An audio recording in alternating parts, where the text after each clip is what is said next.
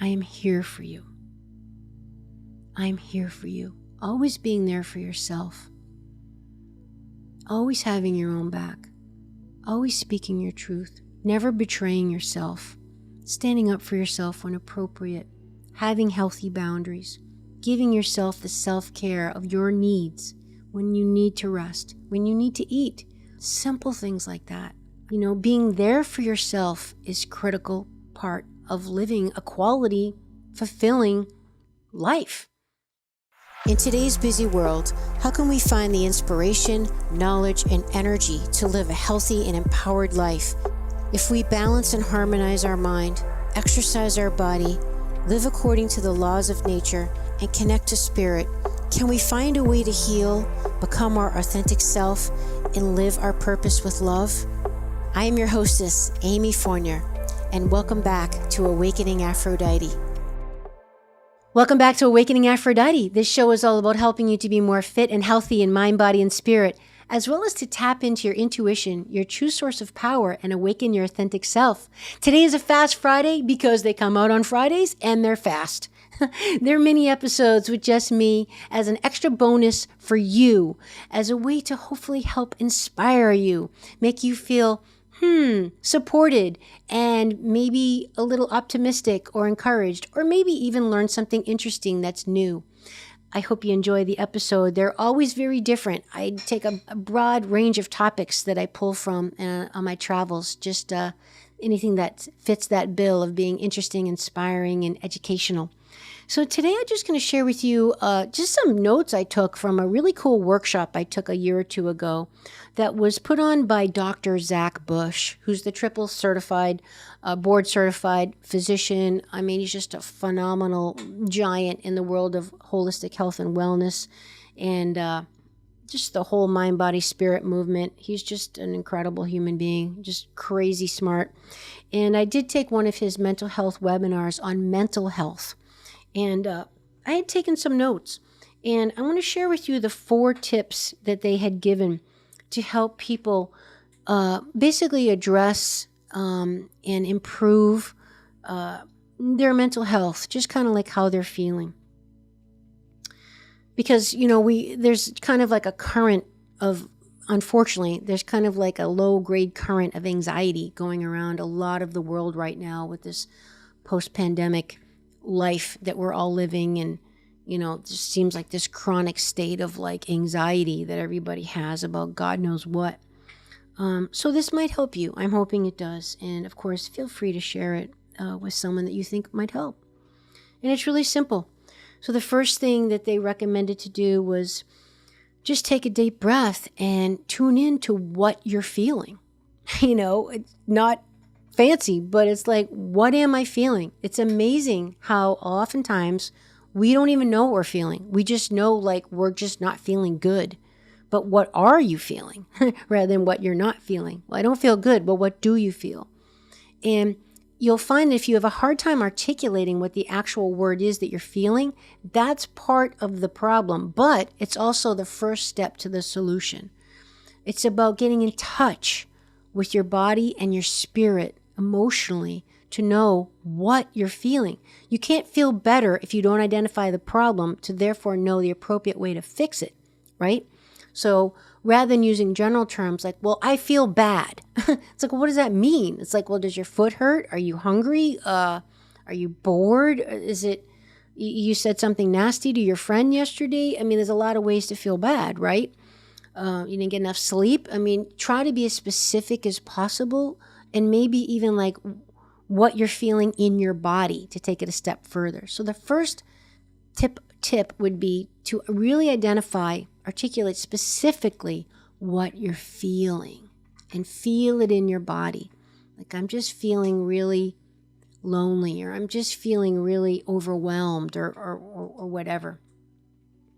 Second, it's okay for you to feel that way. So this is powerful. You're validating your feelings. And something to remember is your feelings are not to be judged no matter what they are. No matter what they are, feelings are meant to be felt, not intellectualized. You have a right to feel whatever you're feeling.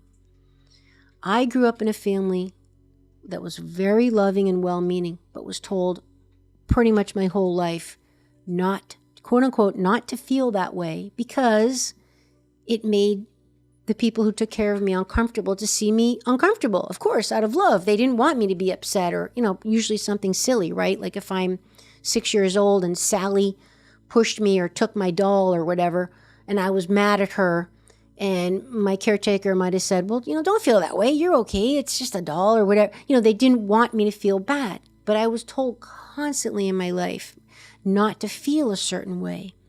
And again, well-meaning, but it really kind of comprehensively, that with some other stuff, not to get off on a tangent, but led me to really detaching from my body and my feelings and just basically severing that intuitive connection I had in validation to what my feelings were telling me about my needs. Because feelings tell needs, right? Feelings are revealing something to you about, it's like a hot spot or whatever. So identify what you're feeling and then remind or tell yourself it's okay for you to feel that way, no matter how it is, no matter how bad or embarrassing or terrible you're going to label it as being.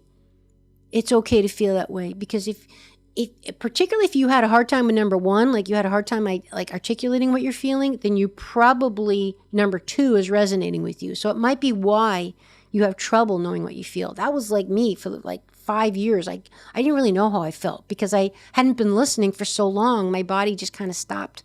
That connection was severed. So telling yourself it's okay to feel that way is critical. And then the step 3 is also critical. Soothing yourself is then the next step. And to remember that this is not going to come from an outside source. Looking for the knight in shining armor or for the nice cuddly mommy with the big lap and cookies to soothe you is not likely going to happen. Okay? And for you to, first of all, it's not fair to look to someone else to do that for you. But it also really perpetuates a feeling of helplessness and certainly a lack of being empowered or sovereign over your own experience, right? We don't want to have to look to others to give us what we need all the time, certainly not in this regard. So step 3 is telling yourself, you're safe now. You're safe now. You're safe now, or some version of that. Because what it always comes down to with any kind of emotional situation or trauma, I've mentioned this many times on my show, it seems to be a theme, safety. We all need to feel safe. You can't feel unless you feel safe. If it's not safe to feel, you're not going to feel. You're going to put up your defenders, right? That's when we go on the offensive as a way of being defensive, right? And, oh God, I'm not going to be vulnerable with you and really expose my feelings at the risk of being ostracized, made fun of, judged, condemned, or whatever. If I don't feel safe, if I feel you're going to judge me or, react in that way. So giving yourself that safety, and even if it's just telling yourself, you're safe now, it's safe to feel. And, the saying, you can't feel what you don't heal. So if we want to get to healing, we got to first feel. And if we want to feel, we've got to set the groundwork of feeling safe. And lastly, telling yourself, I'm here for you. I am here for you. I'm here for you. Always being there for yourself. Always having your own back. Always speaking your truth. Never betraying yourself. Standing up for yourself when appropriate. Having healthy boundaries. Giving yourself the self-care of your needs when you need to rest. When you need to eat. When you need to go pee. And someone's just going to have to wait a minute because you've got to empty your bladder. Simple things like that. I need to have some fun, or I need some private time, or mommy needs to go do yoga, or whatever it is. Being there for yourself is a critical part of living a quality, fulfilling life. How often do we abandon ourselves? I know I have most of my life, and I'm really trying to turn that around with Awakening Aphrodite, that's for sure. So these 4 tips, I'll just add, not only apply to your own mental health, management, and maintenance, but also to anybody else. So you can apply them if someone's coming to you in an emotional situation, asking them what they're feeling, validating them, telling them it's okay for you to feel that way, or I get it. Yeah, it makes sense. It might be illogical, it might be irrational, it might be crazy, it might be embarrassing. It doesn't matter, but it's okay. And telling them you're safe now. You're safe now. Or even if you're just the safe ear and the safe haven for them to confide in and have another person share in what they're going through. Giving them that safety is a huge gift. And lastly, just telling them that you're there for them. I might not be able to fix your problem. I might not be able to fix your relationship issue or the fact you hate your job or give you money or whatever it is. I might not even live near you, but we're on the phone together and I'm listening to you and I'm holding space for you. And therefore I'm demonstrating I am here for you. And we all need people that are there for us.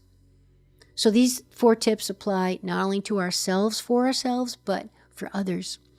And I took a lot of liberties with that, but basically, again, it was on that mental health course that I took and added my own little pieces to it. But regardless, I hope it helps you. And thanks for listening. Thanks for subscribing to the show, leaving a review and sharing it with a friend. And don't forget, you can jump on my email list to hear more from me 2 times a month. I'll see you next time on Awakening Aphrodite. Would you like to support my mission to help empower people all over the world to be all of who they truly are? If so, please subscribe to the show, leave a review on iTunes, and share it with a friend. And if you're looking to take immediate action to align your energy and optimize your health, visit amyfournier.com. Thanks for listening to Awakening Aphrodite. Let's awaken her together in you. I'm your hostess, Amy Fournier. And I already can't wait to be with you again and for you to hear what I have planned for the next show. Thanks for listening to Awakening Aphrodite with Amy Fournier. To learn more about Amy, check out her website, amyfournier.com. That's amyfournier.com. You can also check out Amy's live and on-demand virtual fitness and yoga classes and sign up for her newsletter to receive a free mini ebook of 3 of her top tips for making holistic health a lifestyle. Again, that's amyfournier.com and get your ebook sent to your email immediately.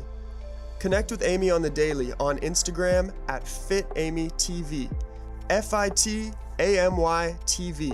and watch many of the podcast episodes and subtopic clips on her YouTube channel, which is also FitAmyTV. Enjoy, and we'll see you next time on Awakening Aphrodite.